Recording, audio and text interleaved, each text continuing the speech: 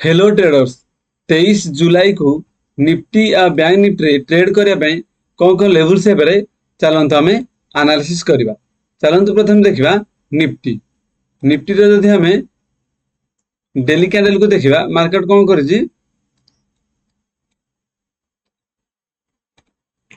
Daily candle रे exact 25,000 को market support नहीं कि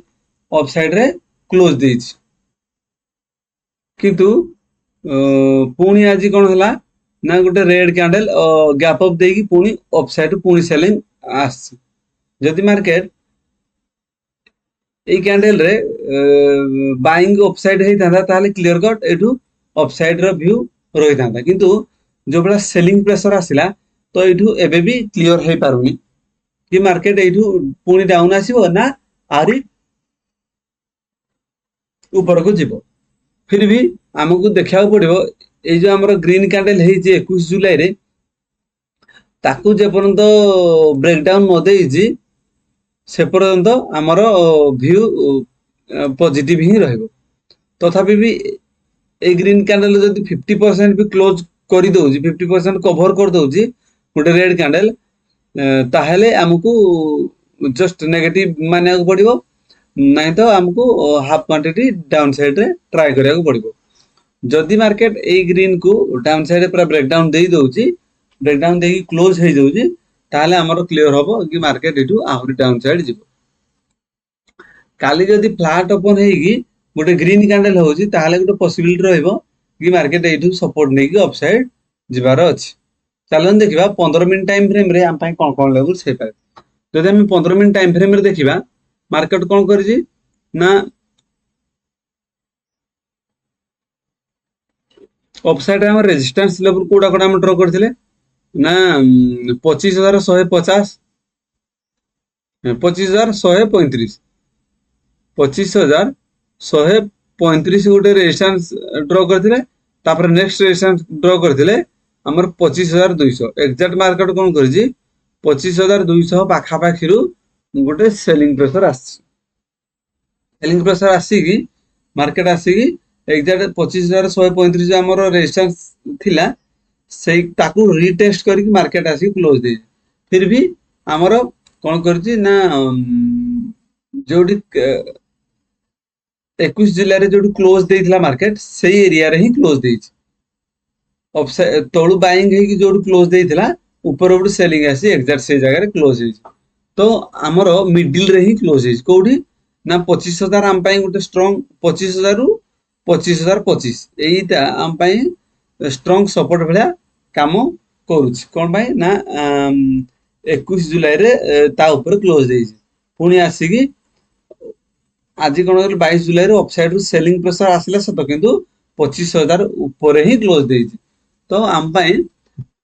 25,135 हम पई रेजिस्टेंस वाला काम करबो आ डाउन साइड रे 25,000 गोटे राउंड लेवल हम पई सपोर्ट वाला काम करबो। जदि मार्केट फ्लैट ओपन होजी ताहले हमको देखिया पड़िबो मार्केट को साइड रो व्यू देखौछि। जदि अपसाइड व्यू देखौछि ताहले अपसाइड जिबा जदि डाउन साइड व्यू देखौछि ताहले डाउन साइड जिबा। जदि फ्लैट ओपन होछि फ्लैट ओपन हेले ताहले हमको अपेक्षा करा पड़िबो जदि डाउन साइड आसी 25,000 सपोर्ट नोछि ताहले हम अपसाइड जिबा। जदि मार्केट फ्लैट ओपन ही अपसाइड जाईकी 25,135 पाखा पाखी गोटे रेड कैंडल होछि ताहले हम नेगेटिव डाउन साइड को जिबा। आ जदि मार्केट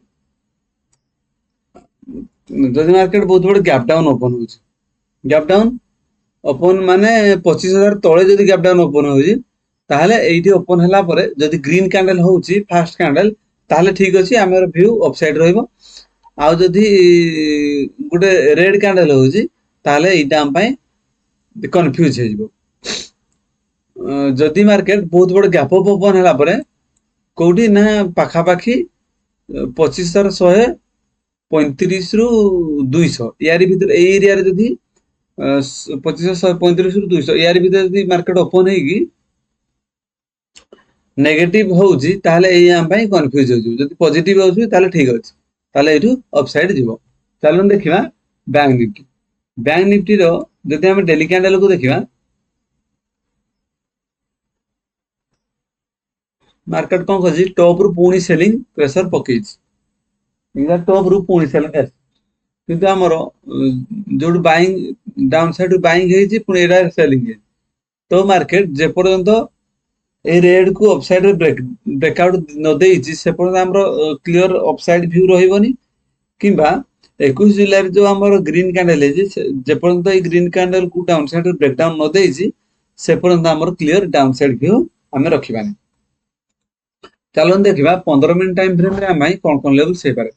जदि 15 मिनट टाइम फ्रेम रे हम देखिबा मार्केट कोन करछि मार्केट ऊपर प्राइस एक्शन करके मार्केट डाउन साइड रे मार्केट आसु जदि मार्केट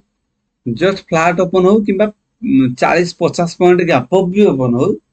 50 पॉइंट वाला गैप अप ओपन हेले भी हमको व्यू हमर नेगेटिव ही रहइबो